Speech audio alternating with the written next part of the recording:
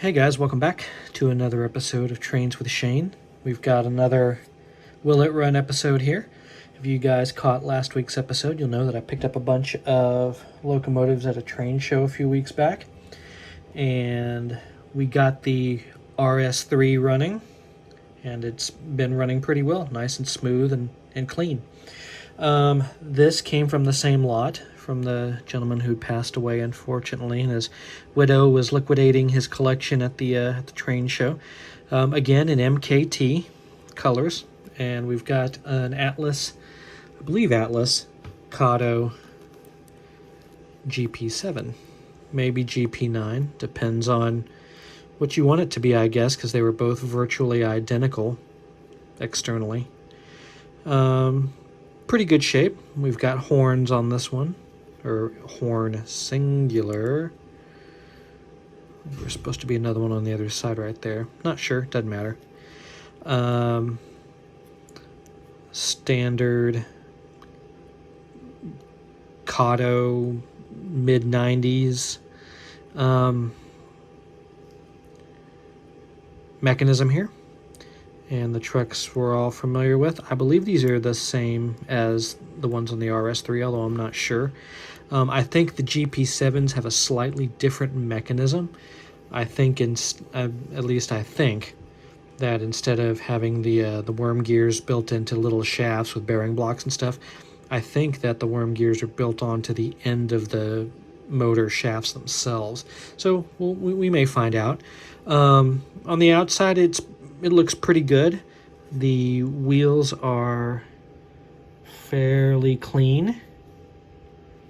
A little piece of hair there, I'll take care of that. This is slightly newer than the RS3, so it may be different on the inside. But anyway, good looking little unit. Let's zoom back out. Let's get it over to the Inglenook switching layout, find out what it does and what it doesn't do. Alright, we're over here on the switching layout.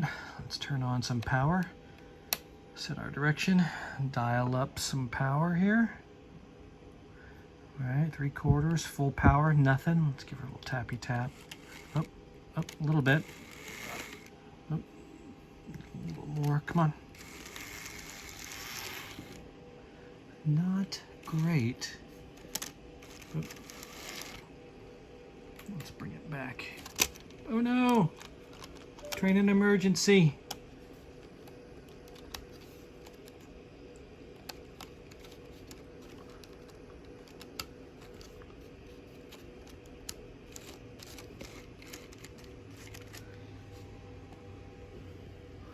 Oops, sorry about that.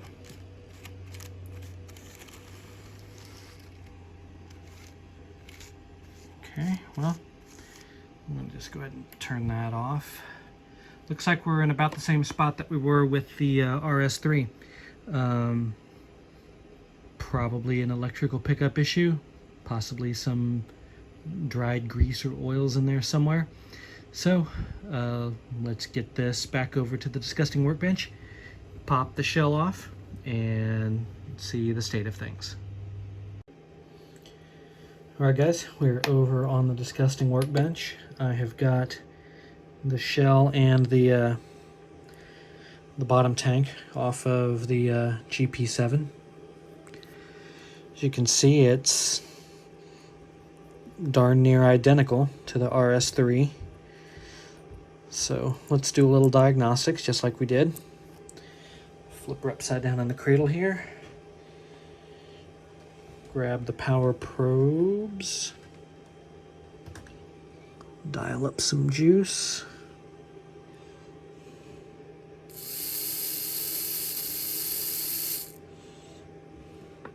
Oop.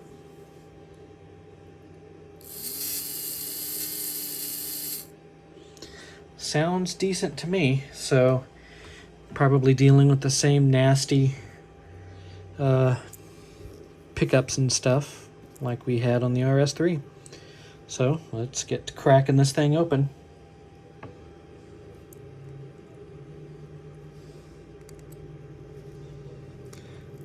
A couple of small Phillips, possibly JIS screws on the ends.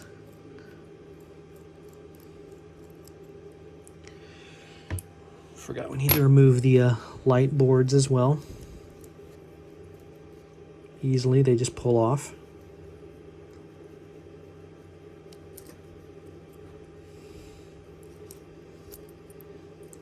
Our trucks are all too willing to pop out. Yep, it's definitely the old style split trucks like we had in the other one.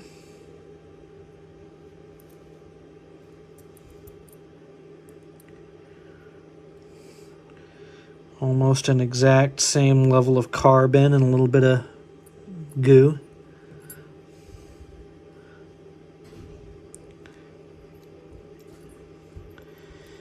Yep, the exact same mechanism. This is not the newer style. So as you see, we've got the worm gears and the bearing blocks. This is interesting. The leads are on this one. You can see they were splayed out to I guess to touch the sides instead of wrapped over, which is fine. It doesn't really matter. All right. We dropped a assembly well. No, I take it back. These are slightly different. Check this out. So I can zoom you guys in. If you'll notice, the worm gear has a brass. Let me get this back in the bearing block here. A brass sleeve built into it instead of the little nylon or plastic sleeve that was on the stack up of the other RS3. So very slightly different, although it's the same in its broad strokes.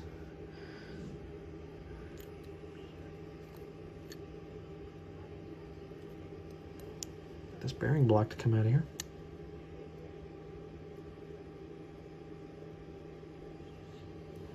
Down in front of the camera.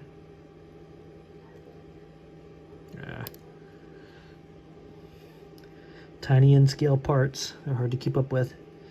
I'm just going to put that up here. All right, well, we've got our trucks.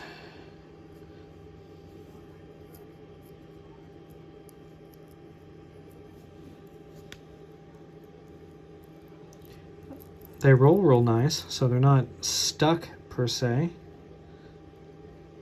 So we just need to take these apart and clean them. Get our contact surfaces in shape. So let me grab my tweezers. And the way you get these apart, I usually put them on a hard surface like the bench, and then I take my tweezers here and I squeeze in and push down on either end here to release them. Do that off camera because I have very, very limited space here. So I'm still working on getting a tripod and everything set up proper. So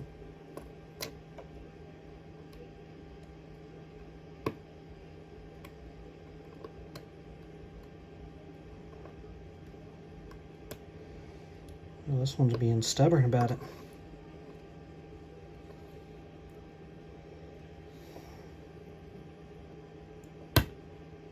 There we go. That one put up a tiny bit of a fight. For a second there, I didn't think it was going to come apart. All right, so we flip it over. It's still a tight fit in there. Okay. And there's our standard two-piece trucks. One copper wiper on one side. The inside of these aren't as crusty as the RS3, so hopefully it'll be a little easier to clean. Let me back you guys up a little bit.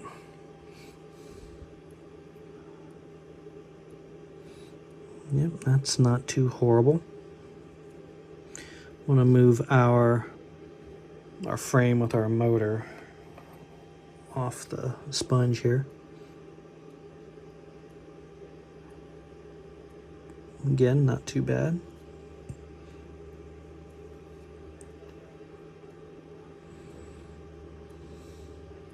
our copper wipers actually don't look bad either. It's starting to become a little bit of a mystery. There shouldn't have been a pickup issue. What may happen, let me zoom you guys back in again. See how these are laying pretty flat against the side of the trucks here? It's possible that they might not have been making great contact. They need to be kind of bent up like that. So what I might do is I'll take these off and I will put just the slightest of bends in these to kind of tip them up a little bit, so they'll put a tiny bit of contact force against the inner wheel flange over here. If you put too much of these, if you put too much pressure on them and they have too much spring, it will it'll make the wheel set want to push all the way out, and it'll kind of bind up a little bit and not behave right. So you have to be careful on the amount of bend you put. It's all, honestly, it's all pretty clean. So I'm gonna do this off camera again so I can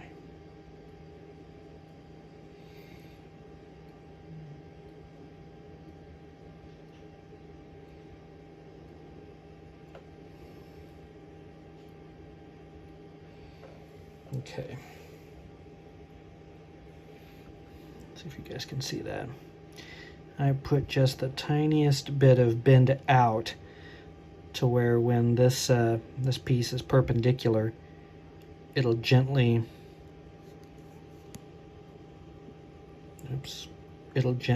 push against the flange of the wheel. Yeah, I mean, I'm not really going to bother with too much cleaning because honestly, aside from a tiny bit of carbon, there wasn't a whole lot in it. So I'm just going to put the truck back together. I'll take apart the other one and act similarly on it, and I will bring you guys back in just a moment. All right, guys, we're back. I put that truck back together. I did the exact same thing to the other truck because the wiper on that one was completely flattened out as well. And I gave it a cleaning, although as you can see, in stark contrast to the RS3, I only had about a half a Q-tip worth of cleaning to do. With that arrangement with the wheels where they would wrap over, not wheels, what am I talking about? That contact strip for the motor where it wraps over like that to make contact, it kind of made things a little bit difficult getting this thing back together because the motor wanted to lift up and twist slightly. So it took 12 fingers to get that thing back together, but we got it done. So we're going to go ahead and put our shell back on. See, I've got it all back together. I've got our light boards back in.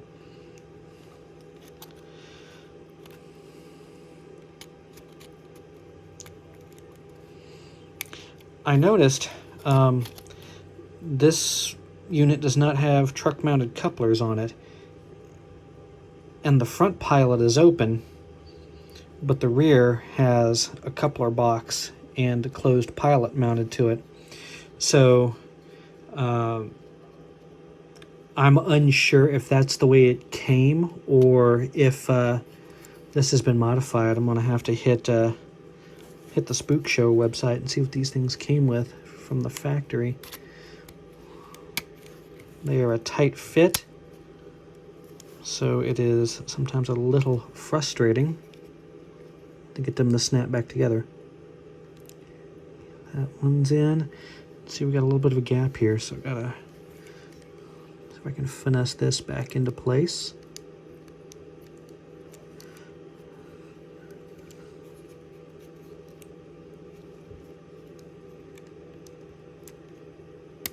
There we go. Because if we don't, since that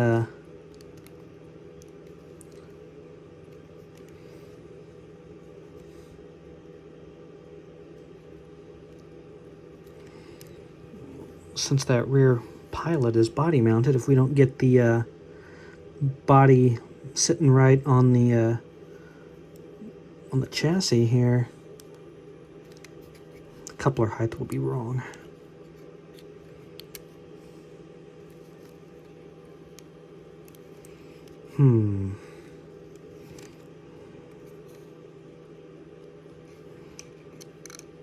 I can't get it back in. That's what she said. I mean, it just needs to snip over. I'm gonna bend this pilot. Let me futz with this off camera. Then I will put our tank back on, and I'll get you back over on the switching layout and we'll see what it does. Alright guys, I'm back and I've got it back together. Sorry about that, but these old Kato units are just fiddly to both get the shell off and back on. The handrails and the walkways are separate from the main parts of the shell, and again separate from the cab here, to varying degrees on certain models. The RS3, the cab comes off. I don't remember if the cab comes off of this one or not, but it's fiddly to get them apart and to put them back together. But anyway, we are back on the switching layout, so let's give us truck power on, forward selected, and roll in the power. Oh, we got light. Oh, and we got movement. Consistent movement, more or less. Turn her around, bring her back. Juice her all the way up, full power. Race car. Okay, back the other way.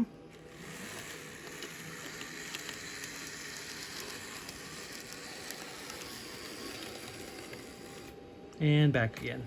Our directional lighting is working. I don't know if you guys can see that in the camera or not. Okay. Let's bring her back down here for a close-up.